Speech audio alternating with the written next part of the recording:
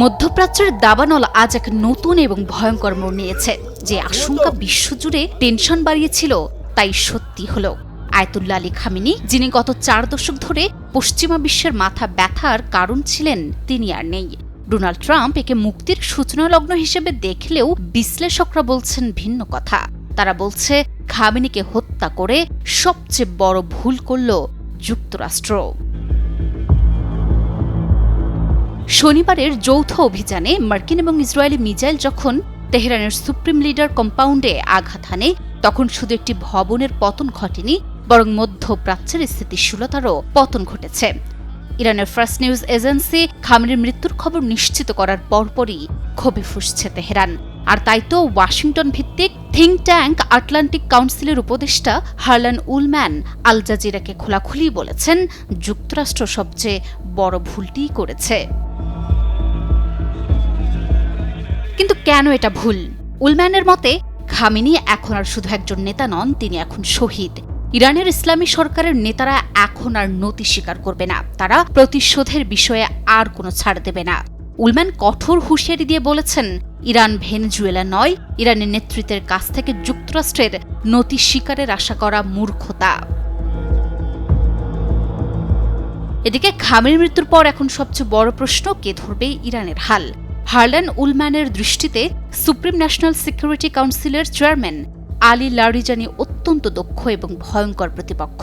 উলম্যানের ভাষায়, আমি নিশ্চিত নই যে ইরানের পুরো নেতৃত্বকে হত্যা করলেই তারা আলোচনার জন্য আরও নমনীয় হবে। আমার মনে হয় আমরা লারিজানিকে আরও শক্তিশালী করে তুলেছি এবং এটি ভবিষ্যতে আমাদের জন্য কাল হয়ে দাঁড়াতে পারে। তিনি আরও বলেন, শীর্ষ নেতৃত্ব নির্মূল করার কৌশল তখনই কার্যকর হয় যখন আপনি সব নেতাকে কবজা করতে পারবেন, কিন্তু আমার মনে হয় না যে আমরা সব নেতাকে ধরতে পেরেছি। এদিকে ইরানের বিপ্লবী গার্ড বাহিনী ইতিমধ্যেই শোক প্রকাশের পাশাপাশি চূড়ান্ত হুঁশিয়ারি দিয়েছে। ইসলামের ইতিহাসে শহীদদের রক্তের প্রতিজ্ঞা কতটা ভয়াবহ হয় তা মার্কিন নীতি নির্ধারকরা হয়তো ভুলে গেছেন। আইআরজিসি স্পষ্ট জানিয়ে দিয়েছে, মধ্যপ্রাচ্যে ইসরায়েল এবং যুক্তরাষ্ট্রের ঘাঁটিগুলো এখন তাদের টার্গেট। তাছাড়াও ইরানের ইতিহাসে সবচেয়ে বিধ্বংসী আক্রমণাত্মক অভিযান শুরু হবে। আইআরজিসি আরও জানিয়েছে, এই অভিযান মাত্র কয়েক মুহূর্তের মধ্যেই শুরু হতে পারে। যুক্তরাষ্ট্র এবং ইসরায়েল ভেবেছিল খামেনিকে সরিয়ে তারা মধ্যপ্রাচ্যে আধিপত্য প্রতিষ্ঠা করবে। উলম্যানের বিশ্লেষণ এবং ইরানের বিপ্লবী গার্ডের হুঁশিয়ারি বলছে, ফল হবে উল্টো। তাছাড়াও ইতিহাস সাক্ষী দিচ্ছে, সাদ্দাম হোসেন কিংবা গাদ্দাফিকে সরিয়ে দেওয়ার পর ইরাক বা লিবিয়া কিন্তু শান্ত হয়নি। উল্টো প্রতিশোধের নেশায় সেখানে বিদ্রোহী গোষ্ঠীর স্বর্গরাজ্যে পরিণত হয়েছে। এখন আর আলোচনার টেবিলে বসার সুযোগ নেই।